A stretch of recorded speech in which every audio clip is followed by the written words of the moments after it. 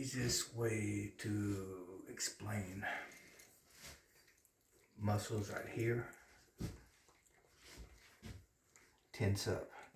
And as they tense up, they start catching right here. So your angle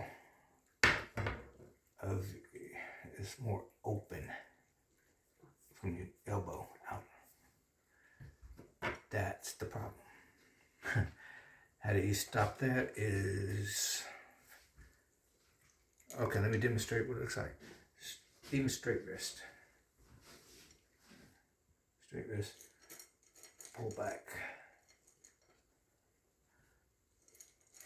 Okay, you can see it's open.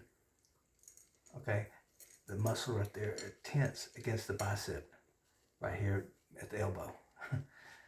So, that's it.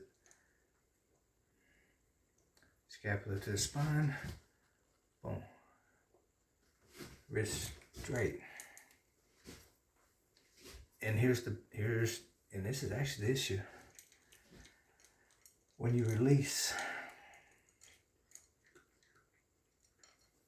your hand automatically comes out this way because it's preset off the tension at the bicep.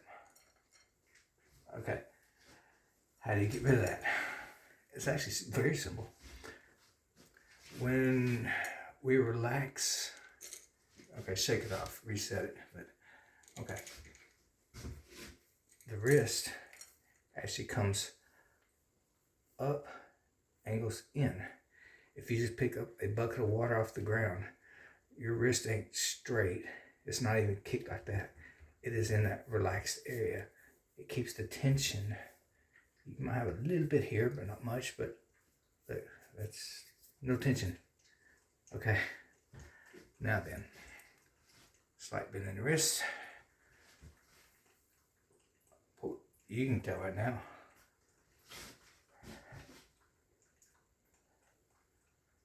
I'm at the tilt to show that, but yeah, that's in line. But if I was to release like that, physically make my fingers open, well, there you go. That's the key. It's body mechanics. We don't realize it because we don't try to activate our muscles. Our brains would be trying to operate every little muscle. That's involuntary muscle. So that's an involuntary program to pull, and it's actually caused by the way you draw. If you're to draw, try to draw straight back at that anchor with the bow straight in line, you can see you get that kink in that wrist the other direction. It's not like that, it's like that. Okay. Because you pull up like this and you go straight, you're trying to aim your arrow as you pull it back. Now the two things happen.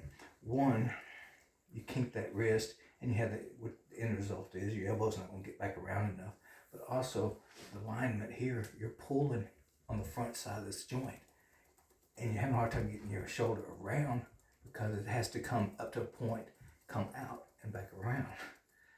Okay, so you're having a real hard time getting here. So this, you're stacked in. Look, see how far forward that is? Versus, huge difference. Okay, that's simple, isn't it? That's the issue. I got cats and they're wanting to look at the camera now. All right, so how do you stop that from happening? This is why they call it an angular draw. Instead of pulling the arrow straight back and try to keep it lined up, which ain't no point in it, because if you pull back around, your wrist comes back in, and then there's your alignment back here. You get your alignment at the end at the anchor, and you're back aligned. And actually better alignment skeletal, because now your shoulders are lined up. You have to get, now think of it, you have to get your shoulder to the back side of the joint. not cram the front side, which is what most people do. Most instinctive shooters and most snap shooters, and I did it for a long time. I still do sometimes. If I do a quick shot on the bow, I just pulled it here, my old anchor. Now my anchor's actually back here. Skeletal alignment, just boom. Yeah, but the angle draw is, instead of trying to hold the bow here, in that wrist, you gotta reset it because your brain wants to. Those muscles take a second actually. They have to be unactivated. Okay, which is weird, but it does. So you have to mentally unlock it. Okay, and in the wrist, scapula to the spine. Okay, the body comes away from here. It seems to swing around, but now then, take the bow and the arrow and give it an angle. So you're pulling up at an angle like this. Cat's gonna play the ball. Okay.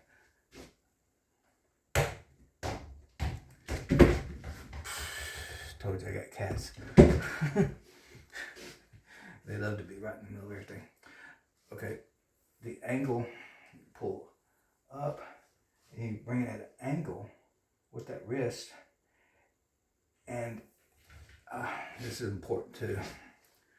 The hook, think this arrow is the string right here.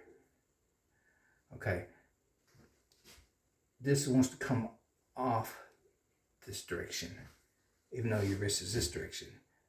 So actually the force comes out towards this side, and it right here, but it wants to come, try to force your finger open a little bit, but it doesn't really. It just lock your hook, lock it in, pulls it at an angle, so it gives you some angle with the bow.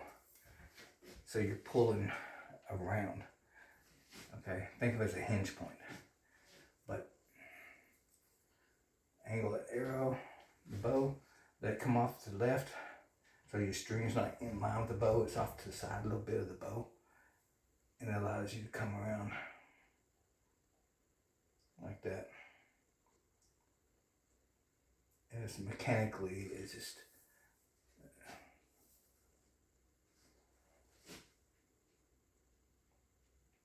and then release it. But you see, now my wrist can come in.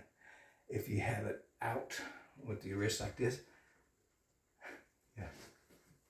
So I'm not a fan of static release, and yeah, let's do the ball. I need that. Let me pause for a second. Let me show you. Okay. The release, trying to trigger the release consciously, it's never going to be as effective. It's just not going to. I put a post in there to relax, instead of trying to release, just instead of holding it 100%, just think about going to 40%. And this is why I take a golf ball or something with a little bit of weight to it. Don't have to be, it's not about how heavy it is, it just needs some weight to it. It'll have some gravity to it, okay? Anyway, my cat's back here with my arrow now. Okay, yeah, love cats. I do, but they're pain in the ass sometimes. When hold something with some weight in front of you and tell yourself to release it. To release it. That's what's going to happen. Guarantee it. Guarantee. Every time. Because you're consciously releasing it when the word release comes in. This is the result. Okay. I can't explain why it is, but apparently our bodies know this word. I guess we trained into it for so long. Release this, release that. Don't touch that. That one never programs in. But release. You open. Okay. what you got to program in is release. You see, my fingers didn't open. Release. I released it without opening my fingers. You can't consciously go to release and not open your fingers until you train it, okay?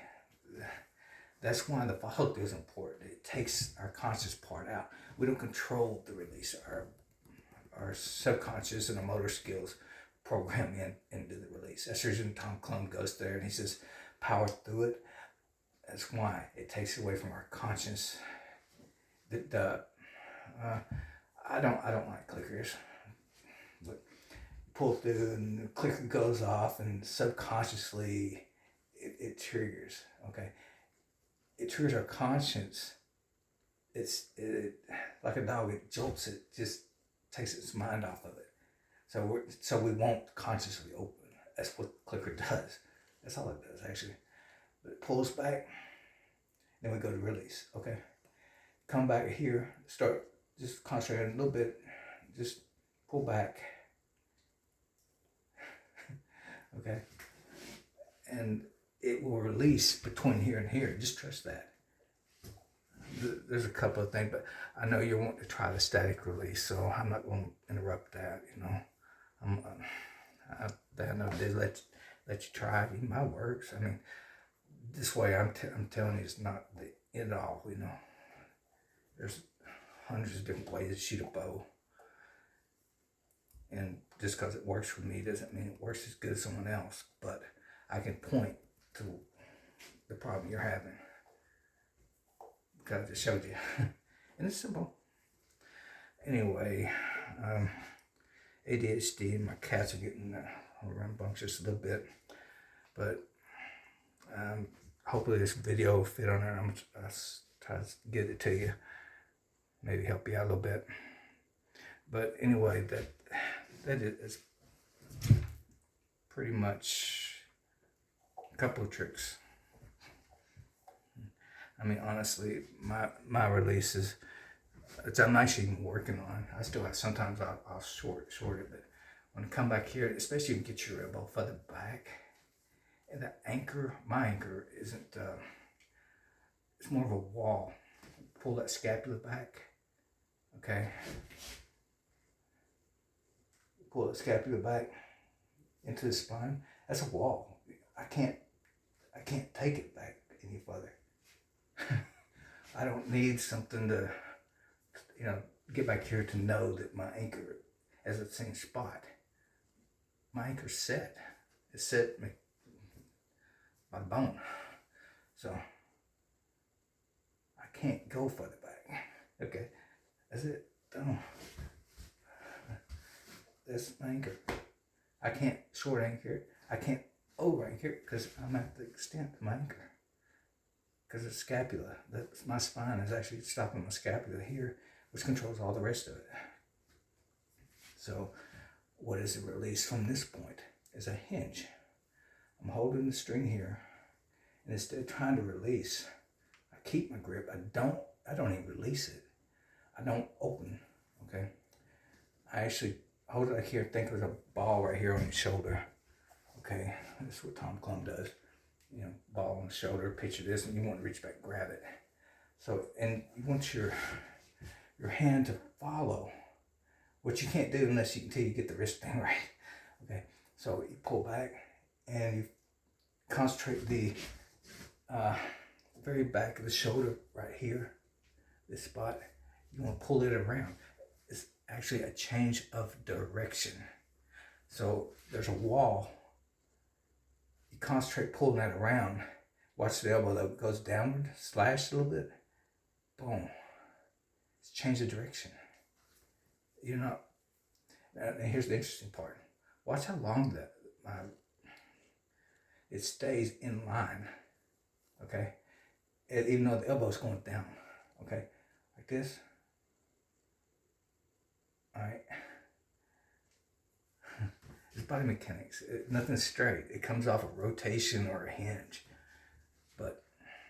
That's the release. Pull them here, boom. Not hold the hook. Hold the hook. Don't release it. Actually, what happens if you watch as it pulls back, it actually as the elbow comes back around, it actually kind of goes off at an angle, but it stays level. Okay, that's part of the trick right there. But you're just relaxing a little bit too, because your big muscles will learn where to release it. Don't even try to put it in conscious. Just forget about that. Just think of it, anchor, instead of a clicker, change the direction. When I'm ready to shoot, boom. Now, sometimes I do, I'll get up here and I don't pull around. Sometimes I'll pop through, because that actually stems from Tom Clum trying to say power through it. But the reason he said power through it is to take it out of your conscience, so you're not thinking about it. So in other words, here, he tells you to just pull through and catch the ball, okay? So you're like this. So your brain doesn't have time to interrupt the release before your body learns where it releases.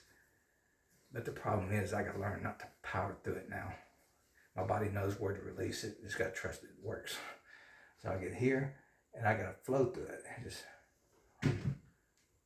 That's the key. But as soon as we power through it, man, you can tell a huge difference on arrow speed even. I mean, I literally have a trajectory change where I'd shoot 20 yards. You know, used to I had to bring the bow up a little bit, you know, slightly higher, and it arc into it. Now that same bow, the 45-pound bow, it's like it's boom, and that sun is yeah, it's kind of going up a little bit. I have issues with keeping my shoulder right, and that actually stems from my targets being on the ground. A bad habit. I need it level to learn. Trying to learn to where to lock my shoulder and my starting point. Because I'm always, if you shoulders kind of down, but I'll still lock my shoulder. These muscles under here, lock it here. So anything higher, you don't want to lift the shoulder up. You want to lift the hinge from the shoulder here. Lock it.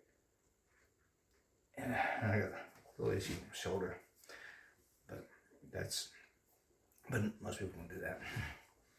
Pull around, so lock it. Okay. Yeah. A couple issues I've done. That's when I had to quit shooting the 55-pound. And the 55-pound didn't cause it, but it's a long story on that. Sam quit. Hey, oh shit. Go get the ball. What the hell? Oh wow. Okay. Anyway, so hopefully that helps you out, man. I'm ADHD and sometimes I ramble off.